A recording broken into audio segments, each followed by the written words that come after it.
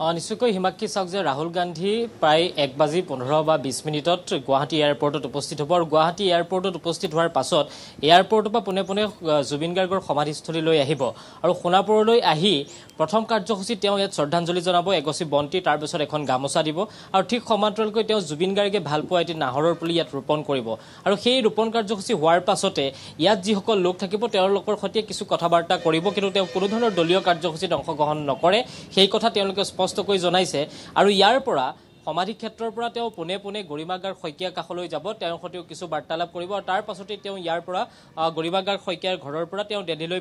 পুনৰ ঘূৰি যাব এয়া হৈছে তেওঁৰ কাৰ্যসূচী কিন্তু ইয়ালৈ অৰ্থাৎ এয়াৰপৰ্টৰ পৰা সোণাপুৰলৈ অহাৰ যিটো সময় সেই সময়ছোৱাৰ ভিতৰত এই মুহূৰ্তত সোণাপুৰত যিহেতু এটা পৰিৱেশ আমি দেখুৱাব বিচাৰিছোঁ যে সোণাপুৰৰ সমাধি ক্ষেত্ৰত জুবিন গাৰ্গৰ এই সমাধি ক্ষেত্ৰৰ বাহিৰচোৰা আপুনি এতিয়া দেখিব যে এতিয়াও যথেষ্ট লোক আচলতে পুৱাৰ সময় এই পুৱাৰ সময়তো যথেষ্ট লোক কিন্তু আহি ইয়াত উপস্থিত হৈছে আপুনি আমি দিনে নিশাই আচলতে সেই পৰিৱেশসমূহ দেখুৱাইছোঁ যে দিনৰ ভাগতো কি ধৰণে আচলতে বিভিন্ন স্থানৰ লোক আহিছে ঠিক সমান্তৰালকৈ নিশাৰ ভাগতো কি ধৰণে বিভিন্ন স্থানৰ লোক আহে সেই সকলো কথা আমি দেখুৱাইছোঁ ইয়াত কিছু আমি দৃশ্য দেখুৱাম আমি মানুহৰ সৈতে কথা পতাৰ পূৰ্বে আমি কিছুমান দৃশ্য দেখুৱাব বিচাৰিছোঁ যে গামোচা আপুনি দেখিব য'ত গামোচাত জুবিন গাৰ্গক ভাল পোৱা লোকসকলে আহি কিছু কথা লিখিছে আৰু সেই লিখা কথাবোৰ এনেধৰণে আঁৰি ৰাখিছে মায়াবিনী ৰাতিৰ বুকুত এনেধৰণে লিখিছে কোনোবাই যদি লিখিছে দিন যায় ৰাতি যায় তোমাক বাটে চাই পোহৰে কন্দুৱাই এন্ধাৰে নিচুকাই এই জুবিন গাৰ্গৰ যিবোৰ গীতৰ কলি সেই গীতৰ কলিবোৰ কিন্তু এনেধৰণে প্ৰতিখন গামোচা আমি এইবোৰ দেখুৱাইছোঁ যে গামোচাবোৰত আচলতে এনেধৰণে লিখি ওলোমাই ৰখা হৈছে ইয়াত যিমান লোক আহিছে যোনে আচলতে জুবিন গাৰ্গক ভাল পায় সেই সকল লোকে ক'ৰবাত নহয় ক'ৰবাত কিবা এটা লৈ আহিছে আৰু সেই লৈ অহা যিবোৰ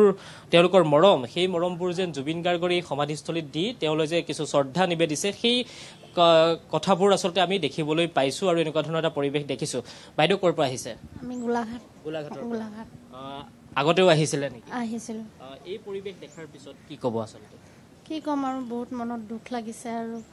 বহুতে হেৰি লাগিছে মনত বেয়া লাগিছে সেইকাৰণে আহিছোঁ আকৌ এবাৰ সেইটো ঠিক আছে নিশ্চয়কৈ মনত কিবা এটা থাকিলে আৰু এটা জেগাৰ প্ৰতি কিবা এটা আকৰ্ষণ থাকিলে আৰু এই জেগাটো যি ধৰণে আমি সকলোৱে ভাবিছোঁ ক'ৰবাত নহয় ক'ৰবাত এখন তীৰ্থস্থানৰ দৰে হৈ পৰিছে আপোনালোকে কেনেধৰণে ভাবিছে তেনেকুৱাই আৰু তীৰ্থস্থানতকৈও বহুত বেছি যেন লাগিছে আৰু কি ক'ম আৰু ক'বলৈ ভাষা নাই আমি গোলাঘাটৰ পৰা আহিছোঁ যেতিয়া এই ৰাস্তাটোৰ দি পাৰ হৈ কোনোবা যায় ইয়াত এবাৰ মূৰটো ডুৱাই যায় আপোনালোকৰ একেই হৈছে আমিতো সিটো ৰাস্তাত গৈছোঁ তাৰপৰা গাড়ী ঘূৰাই আহিছোঁ ইয়াত সোমাই গৈছোঁ মানে আকৌ যাম মানে সোমাই পেলাই আকৌ আপোনালোক আমি মানে গুৱাহাটীলৈ যাম এতিয়া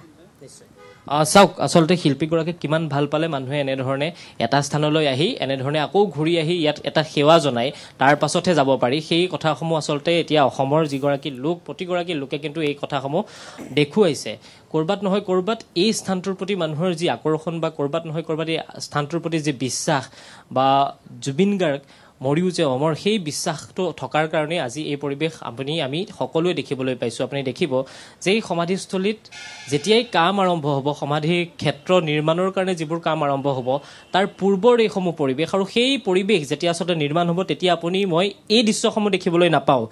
এতিয়া আমি যিখিনি সৰলতা আমি দেখিবলৈ পাইছোঁ যেতিয়া নিৰ্মাণ কৰি দিয়া হ'ব তেতিয়া কিন্তু এনেকুৱা পৰিৱেশ দেখিবলৈ নাপাওঁ ইয়াতকৈ কিছু পৃথক পৰিৱেশ দেখিম কিন্তু কিছু আমি আধুনিকতা দেখিবলৈ পাম কিন্তু এতিয়া